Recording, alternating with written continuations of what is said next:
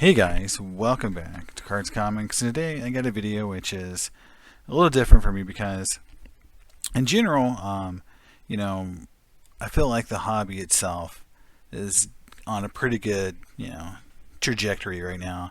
And but this latest PSA news really has me concerned, and I'll go into some detail because it's really about accountability, and I'd also say that the hobby itself is already unregulated and kind of wide open for scamming. And this thing that PSA is doing, this purchasing of Goldin auctions by Collectors Holdings, which is the group that owns PSA, is just not good. It's not good for the hobby, and I'll go through some reasons why. But all collectors should be angry about this because it's a giant conflict of interest for PSA to do this. And I'll go into the reasons, but I just don't feel like this is what the industry needs right now.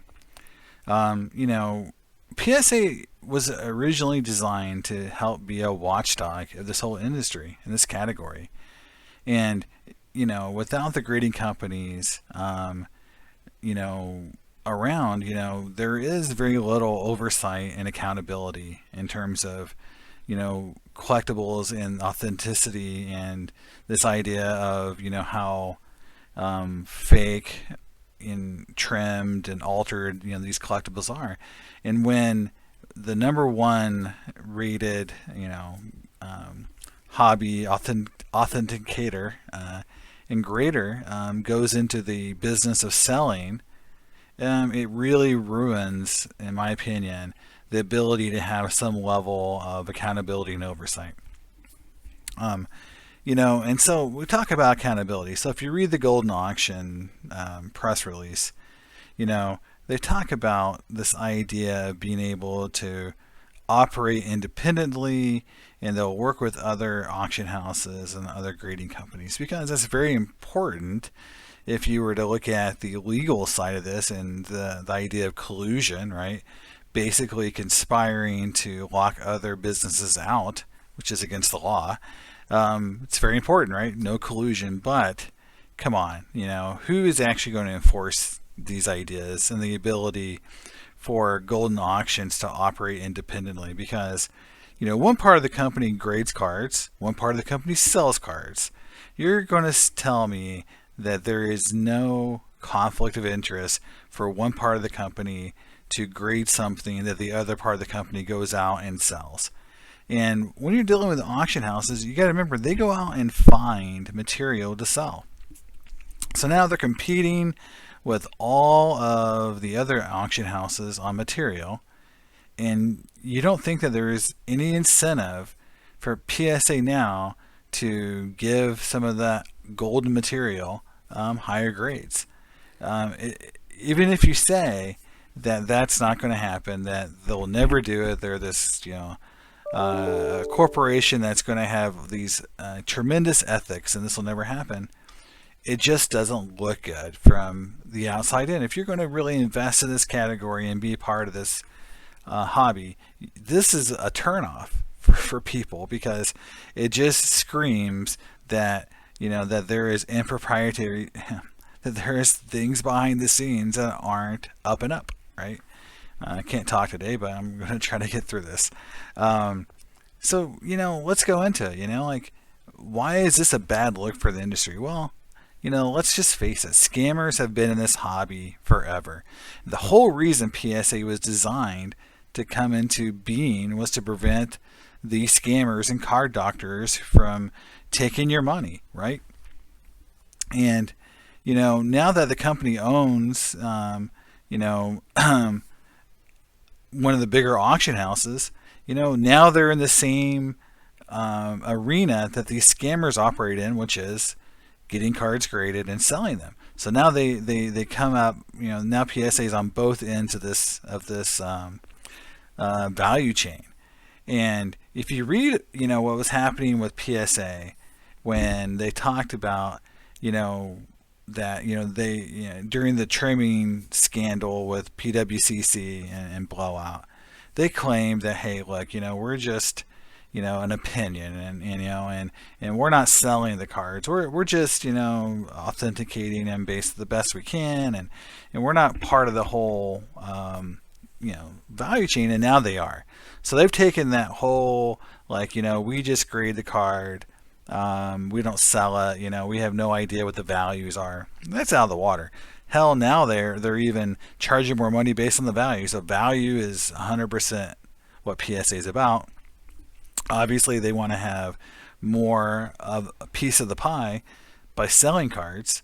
And, if PSA wants to avoid, let's say federal inquiries, people looking into this hobby from a regulation perspective, this is not how to do it. Because, I just mentioned earlier, them saying that they're going to continue to operate with other grading companies, and Goldin's going to use other graders, and PSA is going to work with other auction houses. Well, they have to, because of they don't want to be brought up on federal charges for collusion, right? But the one thing I want to talk about too is this has failed before for PSA. PSA has tried to own some of the value chain before. So let's go back in our Wayback Machine to 2003. And, I know this is going to be hard to read, but I'll read it for you. Is that, so in the, so this is their Securities and Exchange Report, Form 10K, that they're required to file. And this was filed for the year ending 2004. So if you go down to this, the overview, and then they go into this recent developments, disposition of collectible sales business. So for those who didn't know, PSA used to own many, many companies that sold collectibles, or Collectors Universe did. And one of them was Superior Sports Cards Auction. And they divested that business along with all the other auction houses and let's say business units that sold collectibles in 2004. So what it reads is, during the period from 1999 through the latter part of 2004, we were engaged in the business of marketing and selling collectible coins, sports cards, currency, and sports entertainment historical memorabilia. And these were done through multiple companies such as Bowers and Marina, Galleries, Kingswood Coin Auctions, Superior Sports Cards, Lynn Knight Currency Auctions, Odyssey for Entertainment, and they also operated David Hall's, coin company. And so all those businesses were sold, from 2003 to 2004, including David Hall Rare Coin Division.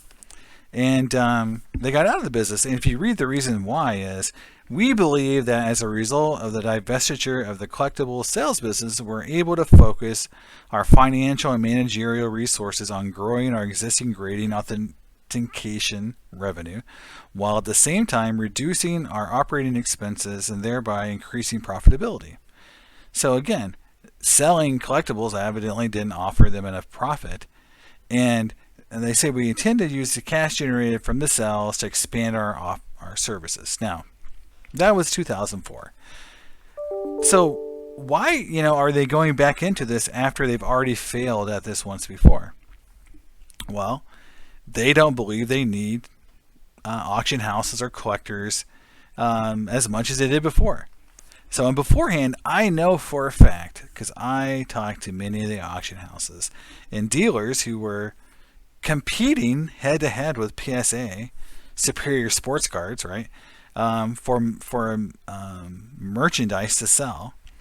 And they complained loudly to PSA about this, saying, look, you're out there buying material, competing directly with me, and, oh, by the way, you're grading the same material, and it's a conflict of interest. We prefer you not to do that because it's just not something, we feel is appropriate for a grader to do, to sell material and buy material for grading and selling it themselves. Well, maybe they had to listen to these people back in 2004 because maybe the card selling business wasn't profitable enough to offset the potential losses they were getting maybe from these auction houses complaining.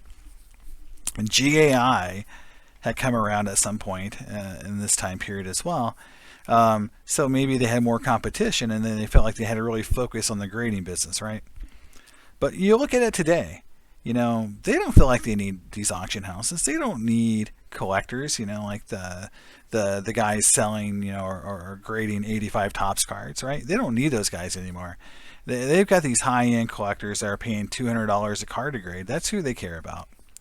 And these auction houses, screw them. Like they want a piece of the pie from beginning to end. And if Collectors Universe wants to vertically integrate, to become a one-stop house where you grade your cards, you store your cards with them, and then they go ahead and sell them for you, they could have done this without having to buy and operate their own auction house. They could just offer this service through REA, PWCC, Memory Lane, whoever you want that's out there. They could have done the same exact service through them and just said, look, you want to grade your cards through PSA, great. You want to store it with us on an online system that will allow people to buy online. That I'm not even opposed to that, or sell it through an auction house, right? But the fact that they are actively involved in something like Goldin, and who, by the way, is a scammer himself with a poor record in the hobby. So not only do they shack up with one of the slimiest guys out there, they did it in a way that basically takes away a lot of accountability and credibility from PSA itself. So again, this is not me saying like, PSA and Collectors Universe shouldn't vertically integrate. They could definitely create, this whole system where you grade, you store, they shift it to whoever grade, seller you want, PWCC, Probstein if they want, whatever. They could have done all that without having to buy Goldin Auctions. And Goldin himself is not the guy to get in bed with. The guy is, a known entity in the hobby that created a lot of issues, such as not fulfilling redemptions, screwing athletes out of money, and going on QVC and basically selling crap for a lot of money that wasn't worth anything, right? And so like this is the guy that they chose to be with, right? And so I just say it's a lot of bad choices on PSA's part and Collectors Universe.